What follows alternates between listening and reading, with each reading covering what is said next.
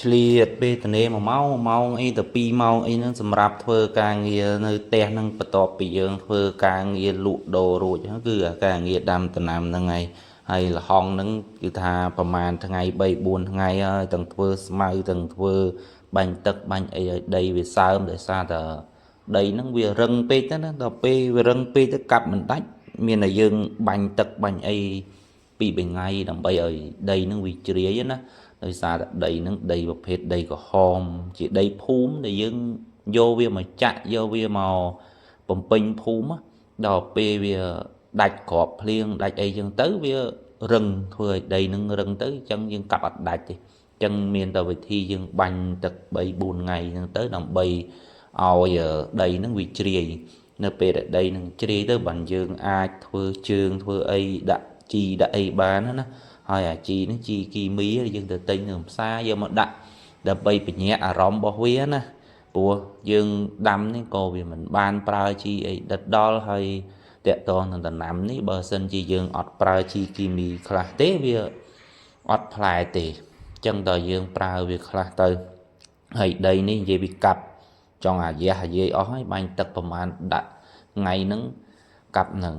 ចង់បែកដៃបែកជាប់អស់ហើយនេះវានៅតែរឹងអញ្ចឹងវាជ្រាយទៅមុខលើណាតែយើងព្យាយាមទៅធ្វើម៉េចយើងចង់បានផ្លែបានផ្កាណា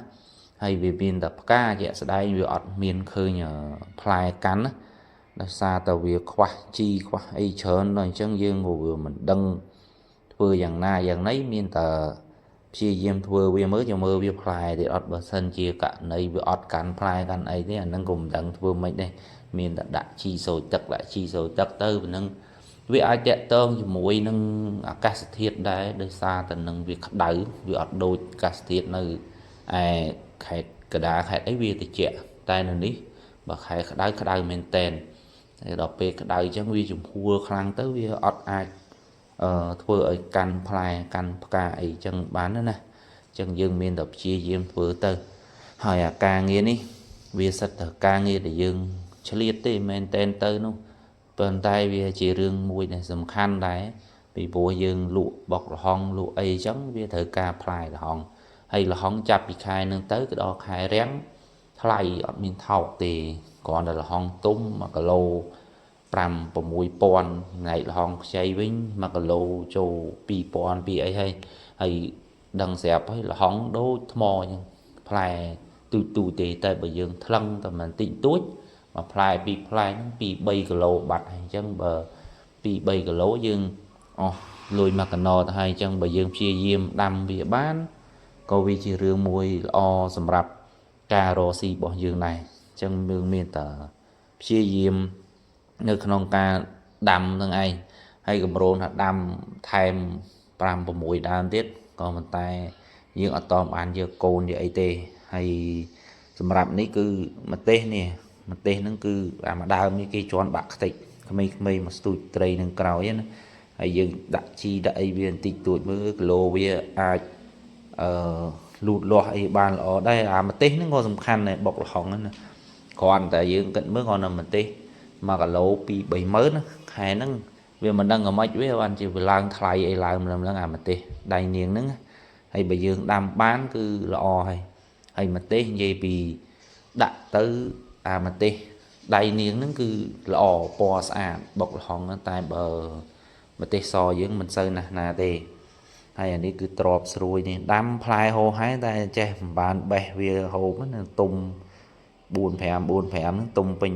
ដីប៉ុណ្ណឹងយើងដាំ4 5ដើមប៉ុណ្ណឹងវាអត់អាចយកទៅធ្វើការងារអីកើតទេតោះតែយើងដាំ4 10 20ដើមមកបានយើងអាចយកផ្លែវាទៅលក់ទៅប្រើក្នុងការបុកល្ហុងបុកអីបានហើយមិនដឹងថាអាចធ្វើបានឬមិនបានទេដោយសារវារវល់ពេកចឹងណារវល់អារឿងឲ្យវ៉ាន់លក់ហ្នឹងពីមួយថ្ងៃទៅមួយថ្ងៃធ្វើអត់ឈប់ផងហើយណាមួយជាប់ការងារមួយកូនមួយអីទេមិនបានធ្វើពេញដៃពេញជើងទេតែយើងមានតែឆ្លៀតធ្វើឆ្លៀតអីចឹងទៅថ្ងៃណាក៏បានធ្វើក៏ធ្វើទៅថ្ងៃណាក៏អត់បានធ្វើក៏អត់ទៅវាទៅតាមពេលវេលាតាមកលៈទេសៈពេលខ្លះក៏ហត់ដេកបដ ாய் ហើយបន្ទាប់ពីដាក់ជីម្ទេសអីរួចនេះអ្វីដែលយើងធ្វើជើងហើយហ្នឹងដាក់ជីដាក់អីហ្នឹងយើងត្រូវស្រោចទឹកវា mà cả đây dương ọt sôi tức rồi ấy biết thế cứ ọt ai ôi vì lọ bà này chẳng rồi dương sôi tức rồi ấy ở vì lìa chi lìa ấy nắng á hay bởi dương ọt sôi tế vì ai rồi rô mùi chi nâng rồi xa chi khi mỹ việc đau á tại đó bây dương ban sôi tức rồi ấy chứ tới vì chui ở bụng bài chi bài ấy tới vì thì chẹt giờ ấy để hơi vì có ai stroke bớt giờ bị chi nâng thòm chết nâng đầm bây giờ tập pra ở căn phai cả bán nó chân càng nghe dương tè mi ấy bẹ bọ thai là hồng phèn vào mũi đào mới phai ót